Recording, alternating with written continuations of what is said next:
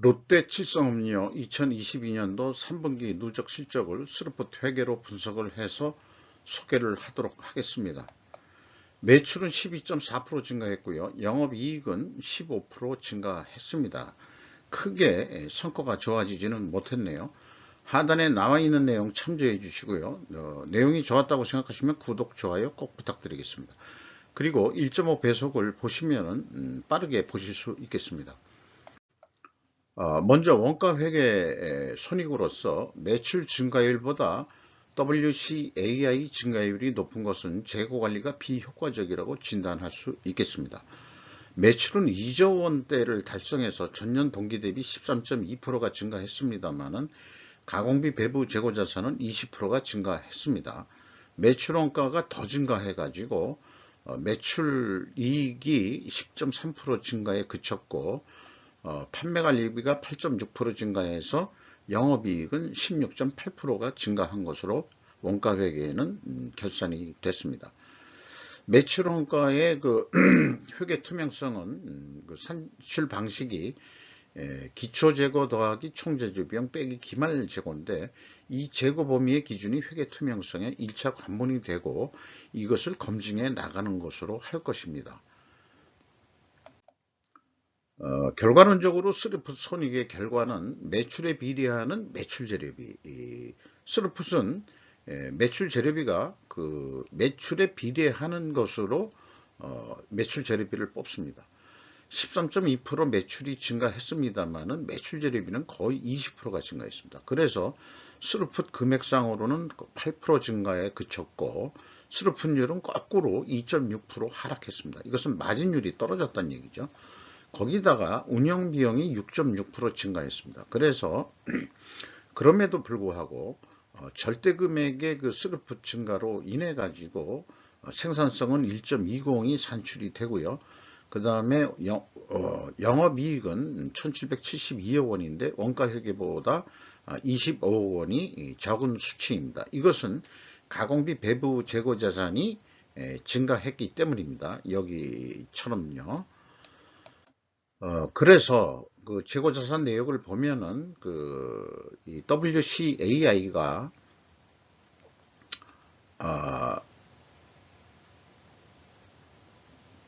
123억 원이 증가를 했죠. 이것 때문에 이제 원가 회계 영업이익보다 좀 적게 나오는 게 되겠습니다. 그런데 회사는 주석 데이터의 거의 대부분을 문자 숙성으로 수치를 입력 공개해서 정보 이용자들에게 애를 매기는 자태를 보이고 있다. 이렇게 좀 표현을 하고 싶고요.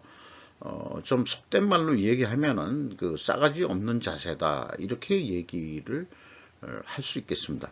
사실상 이거를 제가 100만원 단위로 다 일일이 입력을 한 수치가 되겠습니다. 그리고 이제 그 앞서서도 얘기했지만 평가 충당금에 대해서 계속 얘기를 하자 그러면은 그 식음료 계통에서는 과연 이런 평가 그 손실 작업을 해야 되는지 저는 이해가 되지 않습니다.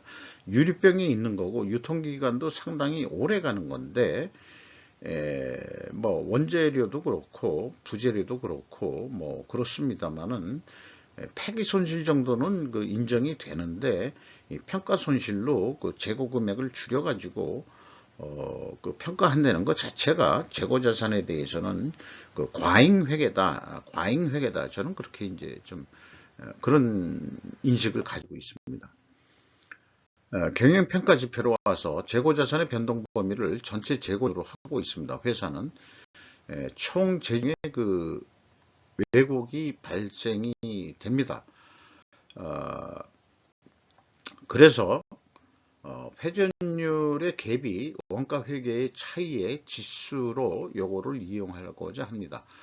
재고자산 전체 재고자산의 회전율은 3.8회전으로 소수점 두 자리로면은 0.07회전이 감소를 했는데요. 크게 본인들은 변동이 없다. 뭐 이렇게 얘기를 하겠지만은 스루풋 인벤토리 이 가공비가 제거된 그 재고로는 7.1회전으로 거의 0.3회전이 감소를 했습니다.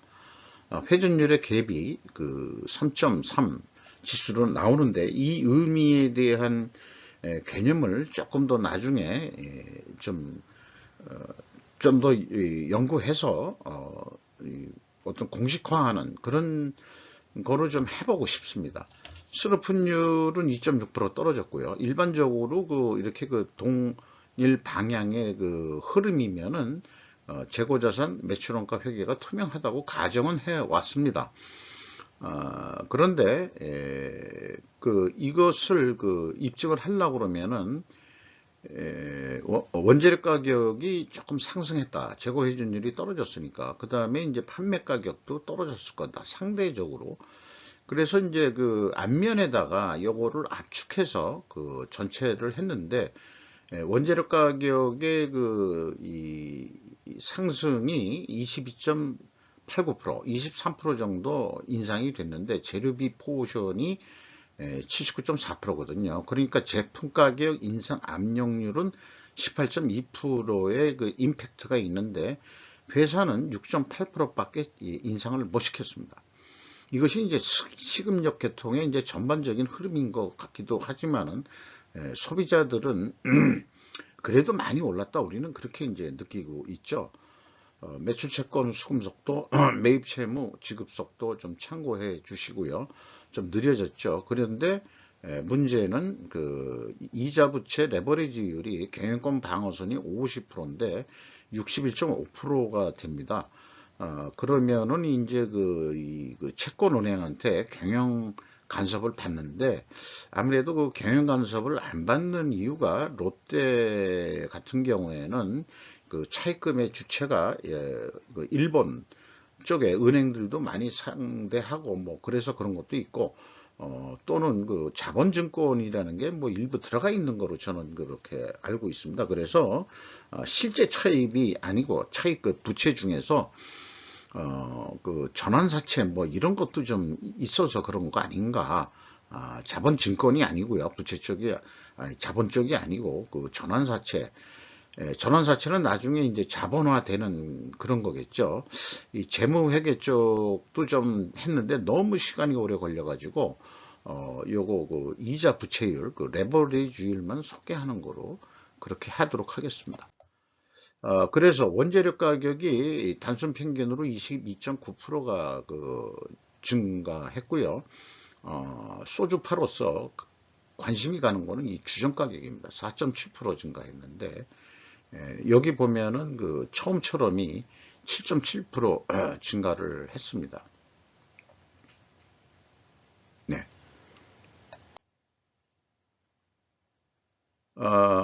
그리고 비용의 성격적 분류 내용에 와서 이 회사는 분기 데이터를 공시하지를 않았습니다.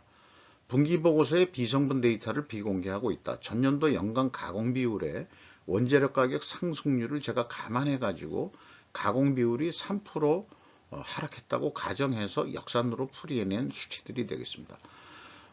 회사가 분기에 이 비성분 데이터를 공개하지 않는 게 적법하다 하더라도 소비자나 정보 이용자들이 느낄 때는 신뢰도가 떨어진다. 저는 그렇게 주장하고자 합니다.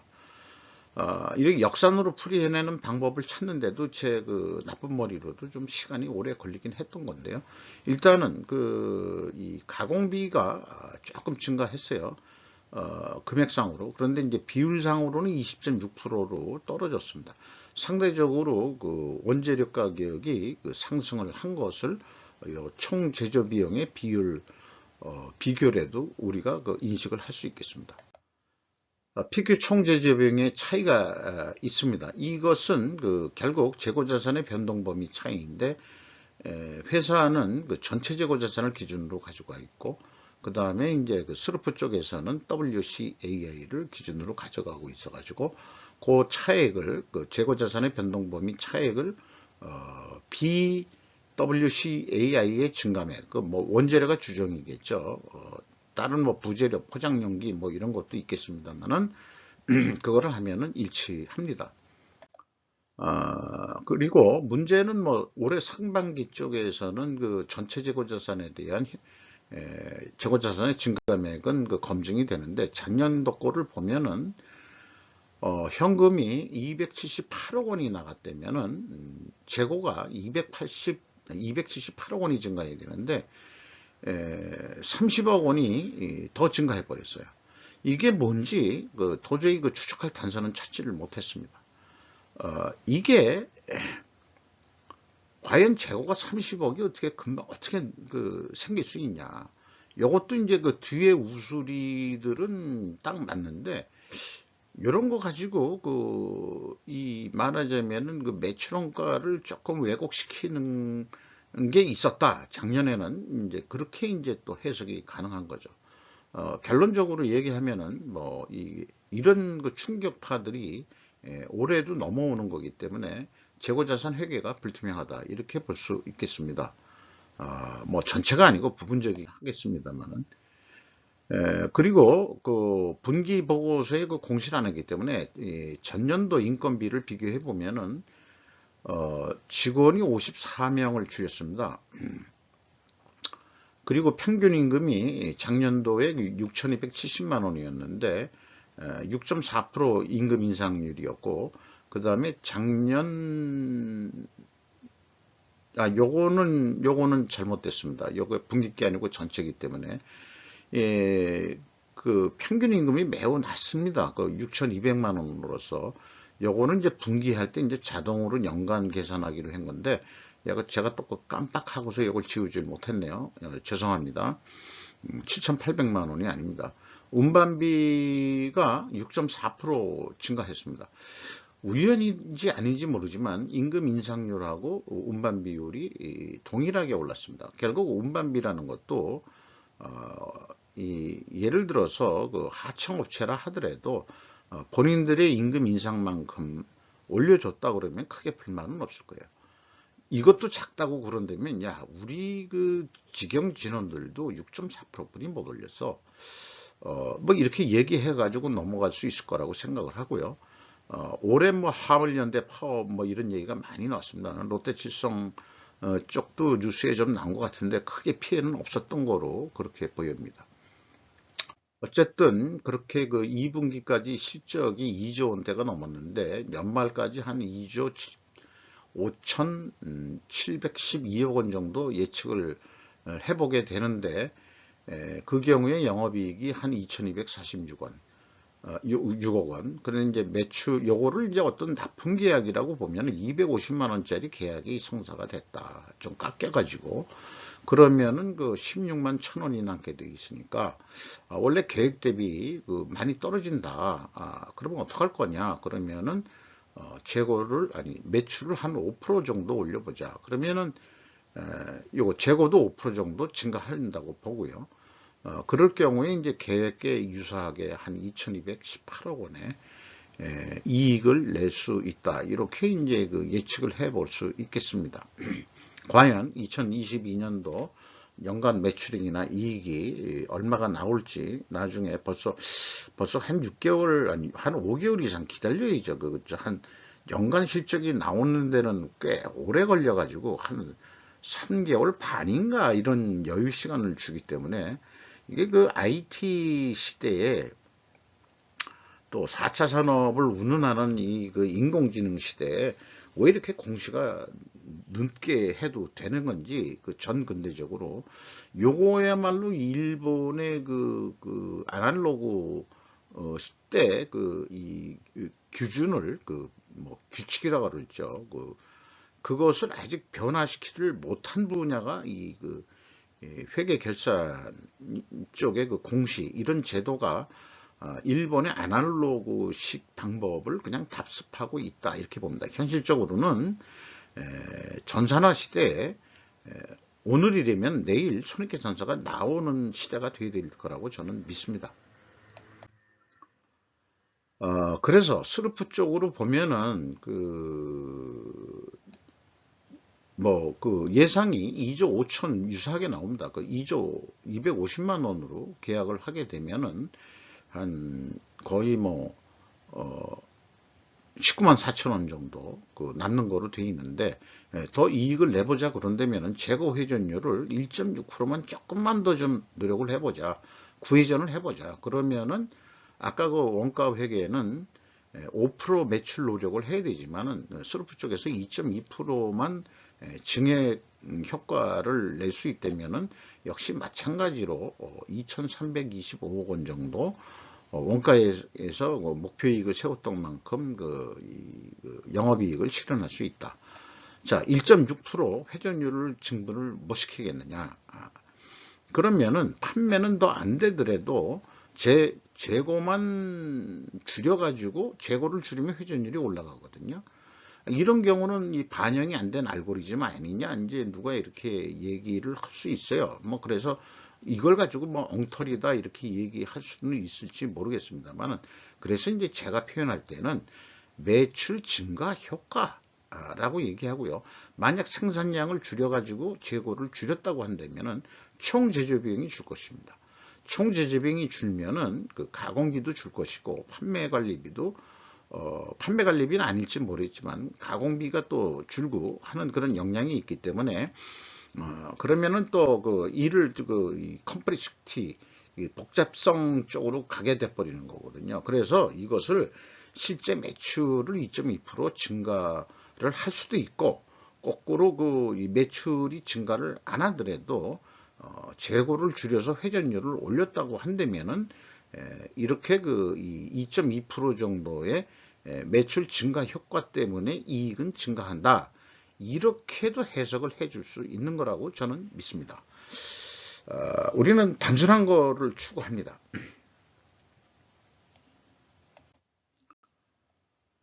주가는 그 올랐어요. 성과가 그렇게 좋지 않음에도 불구하고. 그래서 그 죄는 그렇게 생각합니다. 주가는 논리적으로 설명할 수 있는 분야이다. 그러니까 저는 이런 주식에 대해서는 뭐 하지만은 하루들 주식 그 열풍 속에 있어가지고 이걸 또 그 이렇게 그 계산을 안 해볼 수 없었어요. 저도 좀 배워본다는 입장에서 했는데, 임팩트라는 게 이제 미래 가치로 얘기를 한 건데 한 6% 정도 증가가 됐습니다. 그런데 이제 그 PBR로 보면은 한 13%가 이제 가격이 오른 거죠. 그러면 이제 성과보다는 이제 더 올랐다 이렇게 볼 수 있겠어요. 그리고 이제 퍼라는 게 있는데 이제 주가 나누기 주당 순이익인데, 이 주당 순이익, 원가 회계의 주당 순이익을 저는 신뢰하지를 않는 입장이기 때문에 거꾸로 이제 크게 전체적으로 봐서 주가가 아니고 시가총액 나누기 T 영업이익까지로 해서 보면은 이게 0.4% 하락을 했다. 거꾸로 퍼로 봐서는 그렇다 이런 얘기입니다.